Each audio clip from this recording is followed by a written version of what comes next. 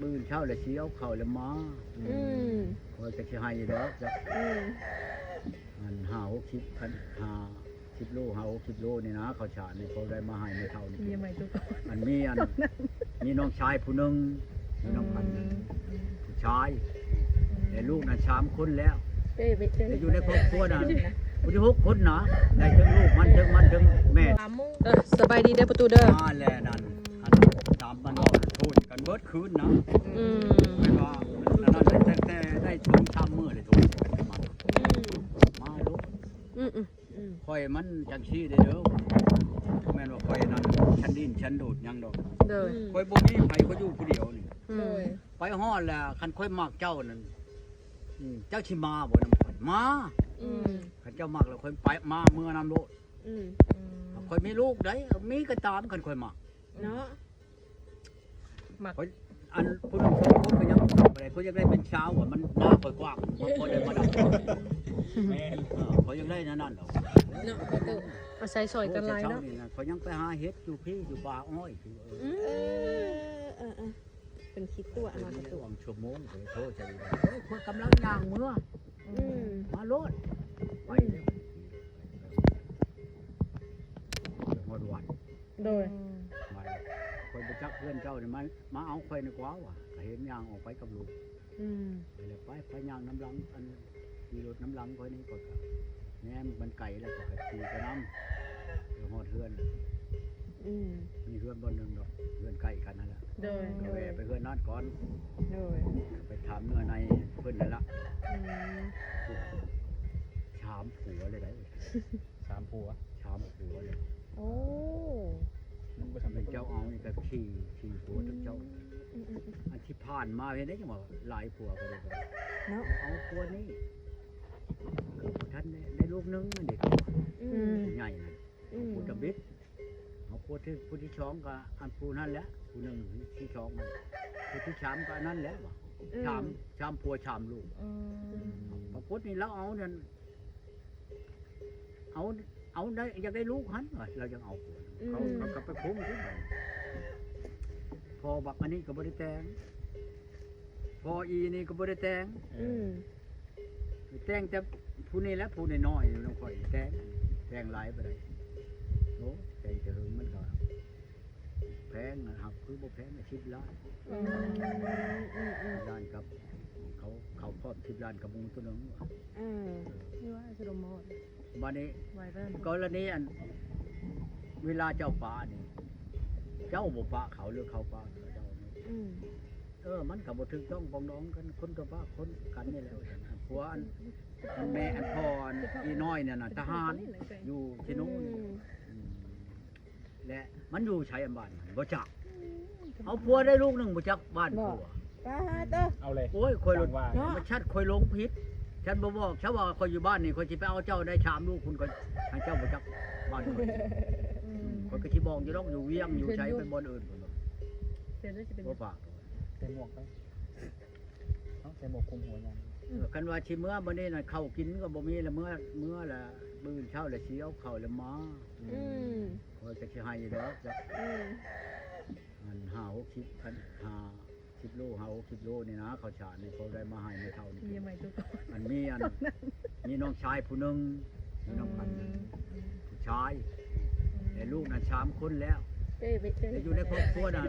ผู้ที่6 คนนะได้ทั้งลูกมันทั้งแม่ทั้งมันทั้งน้องชาย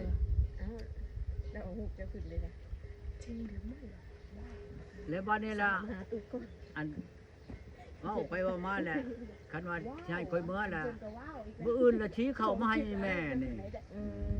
เจ้าจะให้คอยเมื่อไว้ก็มาขอไว้มาขอมื้ออื่นนี่คอยก็เมื่อพร้อมมื้ออื่นใช้เจ้าหวานคอยมาฮอดแล้วเจ้าสิเมื่อนำบ่ได้เมื่อกันว่านั่นคอยก็สิเมื่อแล้วก็บ้ายเอาแทนเลื่อนรถขี่รถมาวนร้อยเพียงเดี๋ยวสรุปว่าเขายังมาหาเจ้าอยู่บ่นี่อันใดเขานะจะมาเอาเข้าอยู่บ่วะบ่แล้วมาคนก็บ่ให้แล้วบ่แม่นแนวเนาะของว่าจะให้มาชี้เอาเข้าแล้วเอามือให้แม่เฒ่านั่นแหละหน้าก็ลงไปเฮ็ดเนาะมาเอาเข้าชื่อมากินเนาะ เวทเลยเฮ็ดผู้ชมมากินสบาย ได้ที่ตายก็บ่ให้ได้ให้เขาก้นนั่นไหน เอาไปชะเมยไปขายดีกว่าแล้วก็ตู้ กระดองเนี่ยเธอเว้าแล้ว เออ เอาแล้วล่ะหักพอแล้ว สั่งหวานเนาะ ผู้อื่นบ่ได้เว้าอันอีนายเลื่อนใกล้หันเราเจ้าสิเอาได้บ่ชาวล้าน โอ้ขาดอง โท โซ ษ ล่า เครื่องค่าเอาว่ะ คือแพงแท้ตุ เอาแพงเก่าได้ชำนั้นเอาได้ชาว เรา ล้าน ล้านนึงเนาะ โทษ10ล้าน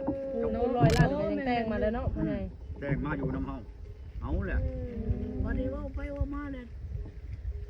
มื้อใดเจ้าสิมาขอมื้อมื้อชิบชาติ อันว่าเจ้าสิเอาเลยตกลงเลยฮู้จักแล้วขาดองคนเจ้าไปหับแล้วจำนั้นไปเมื่อ โดย อันสิเข้ามาให้แม่เจ้า โดย เจ้าบ่หากเจ้าน่ะค่อยบ่ให้มาเจ้าง่วงก็อยู่ในเฮือน โดย เนาะ ก็สิมาชงเข้าให้แม่เฒ่านี่ เนาะ กับน้องชายน่ะอยู่ในนี่ บ่ยากนะให้ว่าสิได้ไปส่งได้ตู้บ่ยากดอกนะ อยากให้เมื่อก็มาขอพุ่นแหล้วอันว่าฉันน่ะ ว่าฉันแล้วเมื่อปลาเด้อว่ะข้อยก็บ้ายลงนั่นเฮือนก็โอ้ย เป็นได เอาผาแอมทั้งลุม โดย ผาไม่เฮียนี่แหละแอมทั้งตลาดเดี๋ยวค่อยเช้าจองก็ไปนั่นท่านนอนวันนี้แหละ โดย นี่นั่น อยู่ใช้ตู้ผู้เบาในห้องพวกน้อยนี้ เขาสิกินก็บ่มี เอาเลย เนาะ วันนี้ก็เป็น โหด จำนวน แค่นี้ มามันไปมันบอก ก็ไปจักแนวว่าน้ำแล้ว อายุจักปีพ่อใหญ่เดี๋ยวไป เลิกบ่ได้เอาบ่ได้อันนั้นก็กระมาเลยแหละ อายุจัก ไป ปี เฮือนนั้นผู้อันเล่าอันเว้าให้หั่นล่ะไปหัน โดย เราถึงบ่อยากให้มาแล้วเราบ่มึงก็อย่าเราไปสิหาให้อีกแมลง เอาเลย นอน สิหาง่ายเด้เนาะ ไปป้างัวไป เออ บ่ได้อยู่ได้บ่ ฉันบอกสิเอาแล้วเอามาเลยนะตู้เนาะเนี่ยเสร็จ ไปทานหาเมียอยู่ในนี่เบิดมื้อเบิดคืนนี่บ่เว้นเด้อ จังได๋บ่ได้บ่จักเนาะมาถามเสียเวลางัวก็อยู่ได้อีกวิเศษ เมื่ เบิ่ อง ให้ อยู่ในนี่ แม่นได้ วุ่นวายได้ แลมหาให้ได้นะตู้ไปเมื่อไหร่ก็ได้เนาะ โอ้ยก็บ่ได้ประมาทหรอกเนาะ อืม เฮาเป็นผู้อยากได้มันอยู่ผู้เดียวนะแหละ โดย คือว่ามุงเว้ากับผู้นั้นแหละเว้าให้ผู้อัน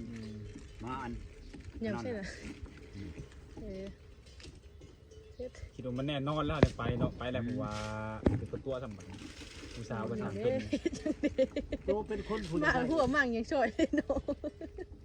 ว่ามุงเว้าในไหนก็แล่นน้ำหนูน่ะ มาพี่ โหดธรรมชาติจังหวะ โอ้ยมาเห็นหัวจะเล่าเลยอันนี้มึงกันเลย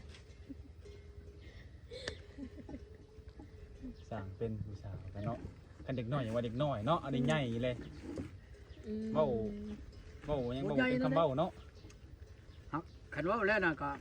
ค่อยบ่มักอยู่แล้วอีนายนี่นะ เป็นอะไรตู้กลัวประมักเป็นอะไร บ่งามบ่พ่อตุ คนนั้นโบงามกับปะนี่ก็จักคุยเจ้าก็ได้นะคนชมกระปุกแน่น่ะเนาะ บ่ คนบัดบ่มักคนแนวนั้น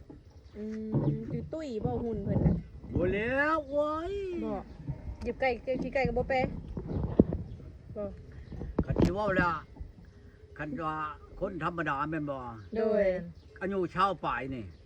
มันก็น่าเกี้ยงน่าใช้ในแล้วเว้าอันนี้เห็นได้อันแต่ผู้มานำอันมาลินอยู่ในเฮือนเราหัดกะอันคนนั้นแม่ห้างสองคนนั้นอายุ50ไปนี่ยังใครกว่าเราหั่น เอาเลย อยู่ชาวป่ายไหนค่อยเบิ่งน่ะคันเอาละอัน เดือเสือแล้วมันพ่อตุ อัน เนาะ ช้ำกันนั่นค่อยน่ะบ่เอาไอ้นายน่ะบ่เอาไอ้นาย50ปลาย เอา พุ่ สิไปพุ่นมันบอก อืม โอ้กับพุ่นแบบเทียบกันเนาะ เออ โอ้ เอาเมียน่ะโอ้ยหักไปคันว่ามานํค่อยก็สิจำเป็นนักจักสิฮอดครับจำเป็นก็ค่อยไปแต่งงานเมียบ้านกาบเนี่ยบ้านกาบคนงาม ไปฮอดเลยครับบอกเกี้ยงดอกบอยไปนะไปแล้วก็เห็นผู้เชาวเลยเอาบ่ผู้เชียวบ่จันมันในใช้มันอันเด้มันเกี่ยวเข่าอยู่หั่นว่าเดือน12ปีแล้วนี่ไดห้องมันมาเดียวแต่เจ้าสิเอาไปเบิ่ง โดย ได้เอาได้ได้แล้วก็หลายไปได้ว่าค่าที่ค่าฟ้องค่าแก้วชิ้นดองวันนี้หมอเอานะ35 ล้าน โอ้ 35 ล้าน ล้าน บ่มีงัวมีควาย โอ้ ทอกเพิ่นโลดว่ะ บ่ เอาก็เอาว่ะ ก็ เอาแหละบัดนี้ ม มันแรงมาแล้วก็เอาถกแก่แนวโฮมพ่อบ้านมาแล้วก็จดบันทึกกันแล้วก็จ่ายเงิน35 ล้านมื้อเช้าก็มานำกัน ไปเนาะ ที่ช้อนรถจักรกันมานี่ โดย มาแล้วก็อยู่นำกันผู้ที่แล้วเกี่ยวเขาตัวเองไปชนูไปจักไปชื่อหยังมาทางนี้มันออกเมื่อแหละ เนาะ กับลูกมันน่ะ ลูกข้าวนี่แล้วประตูข้าวนี่แล้วบ่เกี่ยวข้าวนี่ แล้วเกี่ยวเขา ให้เนาะมาจ้างมันเกี่ยวเขาชามที่มาลา ไม่เห็นเลยนะ เอาเข้าขึ้นเหล้าขึ้นหยังแหละมันเนี่ยไปชื่อของอยู่ของกินนี่แล้วไปชนู เนาะ มันมาจะพุ่นบ่เห็นเอาเลยโทษถามเขามันเมื่อเลยนะว่าฉันเอาเลยก็บ่ได้นำบ่ได้หยังใช่มันก็ดีโทษใช่บักเที่ยงอยู่พุ่นน่ะลูกเชียวนั่น เนาะ อันเช้าน่ะมื้ออะไรได้เที่ยงว่าฉันยังบ่เห็นเด้อว่าเชียวว่าฉันค่ำด้วย4 โมงเลย โดย มันโทรมาฮอดแล้วมันว่า เออ มาฮอดแล้วก็ฟังมึงจัก2 ชามมื้อพุ่นเด้อกูจังสิไปนำ เอาเมียแต่ละคนนี่บ่คือกันเนาะตู่เนาะ บ่บัดนี้แล้วก็3-4 มื้อแล้วบ่เที่ยงโทรมาเดี๋ยวนี้น่ะเขากินฮีดเลยได้บ่เชียวกินฮีดหยังเอ้ากินฮีดอันยาห้างนั่นแหละมันมาแล้วเอ้าเฮาบ่ทันได้ไปเว้าไปว่านั่นได้เห็นได้ว่ายาห้างเป็น เนาะ เขาอีป้าเขาเนาะ เจ้ามาแล้วก็เขาก็สิให้แต่งใหม่หรือเรื่องบ่จักนำเขาแล้วเพราะเขามาแล้วว่าฉันเอามาอันเห็นได้จังหวะมื้อเอาเขาบ่อยากอยู่เขามาว่าฉันเลยยาเลยก็บ่ได้ทำข้าวเท่าคุมื้อนี้ เนาะ ก็ยาเลย ยาแล้วก็ยา ใช่ สรุปแล้วบ่มีนะ เดี๋ยว บ่ มัน รู้ ชาม ว่า ที่ เงิน มา มัน ล้าน เอาเมียเนี่ยเสียไปเปล่าๆเนาะอยู่ได้บ่ดนเนาะแต่ละคน มาเดือน 30 11เนาะ ล้าน เดือน11อันออกพรรษาแหละนะเดือน11เพลงออกพรรษาเนาะ แม่น เดือน12เดือน1เดือน1นี่บ่ทันเบิดครับมันมื้อเดือน2เดือน เนาะประตู ได้ใช้เที่ยงเงินชามที่มาล้าน พอดีแล้วเข้าทุ่งหนึ่งเนาะ จ้ะ อีนี่ติ อีใน ได้8มื้อนี่ เวลาสุดนี่บ่ บ้านเวลานี่เมืองอันนี้ น้อยโคตรเนาะประตูคนนี้เนาะ8 มื้อนึง แม่น ได้ มื้อ 8มื้อ หมดกันใส่ก็ตู้ เอาปู อันนี้ก็จ้างมานอนเว้นให้เบิ่งอันนี้ก็เนาะ อันโต8มื้อนี่นะจ้างมานอนเว้นให้เบิ่งอันนี้ก็ มาแม่นเลยนะมานอนเว้น สบายเลย อยากมาได้เมื่อกี้นี่อยากมาเลยได้เว้ากันทึกแม่ถึงยังแม่สิมาชงเลยได้ โอ้ เว้าไปว่ามาเพิ่นอย่างนี้แน่เว้านี่แหละ โดย ยาแล้วเจ้าเปล่าเขาโฆษณาข่อยพูดบ่ได้เบิ่งรู้จักแต่เมืองลาวเมืองเขาเมืองไทยกูจักเบิดข่อยพื้นข่อยนี่ โดย ข่อยน่ะไปนั่งกินนอนกินอยู่น้ำเจ้า อ้าว เจ้าเห็นได้ฉันจะลูกกินบ่คือว่าข่อยห้องมาเด้อกินข้าวกินโลดข่อยบ่ทันอยากมันค่อยกินแล้วข่อยย่างมาบ่ทันฮ้อนเจ้าจำปกแกงลงไปกินเจ้าเห็นจังน่ะมิดเชยม้อย คือเขาบอกตามความเห็นเนาะว่าตามความคิด นั่น เขาเห็นอะไรก็มาได้เนาะ แต่ของผลบ่ใครก็บ่ได้จ้ะ มีผู้ดีและผู้บ่ดีอันจ้างมานอนเว้นให้เบิ่งคักๆอีกเสียไปอีก ที่แม่นที่จ้างมันมานอนเป็นผู้ที่ชามชิบไปละ นอนเป็น8 มื้อนึงเนาะ 8 มื้อมันนอนเอาเงิน8 มื้อ แต่ละคน เห็นบ่อันเท่านั้นโทรมาเมื่อกี้อยู่บนแดนสวรรค์ โดย จักอยู่ใช้แดนสวรรค์มันใช้ในเพชรมันนั่นแดนสวรรค์ โอ้ และผู้เช้านั่นอยากมาอยู่นำ โดย เรียนนี่นั่นลุดลงแล้วขดองนะลุดลง อันโต300,000หั่นตุ ลุดลงแชน5 วัน โอ้เนาะรถคุ้มครองเลย แสดงว่าครึ่งหนึงแคบขับครึ่งหนึงเพิ่นมีแม่นเนาะทางเงิน แม่ แคบเงินมาเลย แคบเงินกับแคบคำเนี่ย ขันเจ้าบ่ลดลงกับเบิดฮอดอายุฮอดถ่าสิมีไปเอาเนาะตุเนาะ ลุดเลยเด้อ ลุดเลยเนาะ บ่าวโลดว่ะ บ่พาไปคล้องง่ายตู้บางเทื่ออาจสิเดือ50,000ก็มีจังหน่อยนี่ ลุดไปลุดมาเพิ่น บ่พาไปคล้องง่ายก็ยาจังได๋ก็ลดเหลือ50,000 เขาก็ว่าที่วันนั้นแหละ อ้าวบ่300,000ไปสิไปขอเนาะ คนวันนั้นน่ะเอาไปมาบ่ได้พอกีบได้ แม่นอยู่ เห็นหลายคน บ่ แล้ ได้ ว โลดกันข่อยไปเห็นหน้ามันข่อยสิชัญญาเมียนคันว่าเราไปน้ำข่อยน่ะข่อยบ่แต่งจักกี่เด้อว่าฉันข่อยสิท้าว่านั่นเนาะมันเคร่งมานำมีปัญหาอีหยังข่อยจะไปแบบนั้นแหละข่อยสิเอาให้แม่มันว่าเอาใช่นี่ได้ สุดท้ายทั้งบ่ได้จังเนาะเหมือนความ เห็นหลายๆ อยาก300,000เดือ150,000จาก150,000เหลือ มื้อ 50,000 นี้ นี่ นั่น จังหน่อยนี่ ไปแล้วผู้นั้นก็อยากเบิ่งลายมือผู้นี้ก็อยากเบิ่งลายมือเนาะ โอ้ บัดจับอยากจับมือบัดบ่ให้จับ เอา อ แล้ ยาว กนั่นใช่ชะนี อันนี้ก็มีบัตรเนี่ย ก็เจ้าอยากเฮ็ดวันนี้นั่นเฮ็ดจังซี่เช้าอ่ะเจ้าอยู่บ้านเจ้าพุ่นน่ะเปิดโทรศัพท์นี่ล่ะ เปิดอันกล้องให้ข่อยเห็นนั่นแหละแบมือชาญละข่อยสิเบิ่งให้บ่ว่าอยู่ใกล้ก็ยาวเจ้าสิเอาบ่เอาเจ้ากับข่อยเอากัน โดย เป็นอะไรเจ้าอยู่บ้านเจ้าข่อยอยู่บ้านข่อยมาแลกบ้านแล้วเจ้าปืดชิ้นขึ้นอ่ะเฮ็ดข่อยก็บ่อายข่อยก็เว้าในนี่เลยมื้อนี้นะเฮ็ดจังเฮ็ดได้เฮ็ด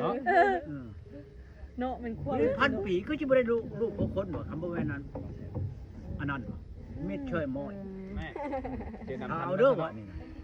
อืม ว้าวคัก ไปเบิ่งลายมือบ่อยากให้จับมือ บ่ ถ้าเบิ่งทางโทรศัพท์เนาะ ทางให้ นั่งตัวหน้า คันเราไปทางให้ถือก็อย่าเด้อผ่านน่ะว่า เออ ค่อยบอกเพิ่นน่ะ อืม แม่นได้บ่ สร้างเป็นเนาะพ่อใหญ่ อันนี้ เนาะ ตัวเว้ามื้อนี้แหละนี่นะ จับมือเพิ่นบ่ได้ใช้ชนีเพิ่น ยันหนักบ่ ย่านเพิ่นมักข่อย ยันไม่ได้คาดอกเนาะ สร้างว่า โอ้โห อันนี้ประตูเว้ามื้อนี้แหละอยากเบิ่งลายมือบ่ให้ก็จับมือนี่ เนาะ เจ้าได้ตู้ก้อนเนี่ยบุญก้นเจ้าแห้งเกิมแล้วคืออยู่ เอ ว่า อ อันหมออันผู้อัน300,000 บาทนั่น ได้ได้พุ่นน่ะ บัดนี้ลดลงอัน150,000 บาทนี่ล่ะ อืม แล้วเขาเว้านั่นให้เจ้าเฮ็ดคืนละเทื่อเจ้าสิเอา ขึ้นละเทื่อที่ประตู คืนละเทื่อบ่ให้เกินหั่น บ่ โอ้ เกินแม่นบ่ได้บ่ บ่ได้เพิ่นบ่ให้เฮ็ด เออ ข้อยก็ชื่อว่าบ่อายนี่แหละ เนาะ ปล่อยอะไรตู้ โย อืม ข้อยเชียร์ดำเบี้ยเชียร์เงินข้อยอยากเฮ็ดยามใดก็เฮ็ดแล้ว เนาะแนวนั้นแหละประตูเอ้ย มื้อละเทื่ออยากเฮ็ดกลางเว้นก็ได้ โด กลางเว้ ย นก็เทื่อนึง อย่าชุมาใกล้เด้อวะผ้าเขาพันหัวมันอีกจักหน่อยนะมันค่อยให้ สร้างว่าเนาะ เอาแหละ เป็นผัวเป็นเมียเป็นบ้าน ปั เป็น ญ ผัวเป็น ญา เมีย เนี่ แล้ ยว เนาะ ที่เฮ็ดก็ดี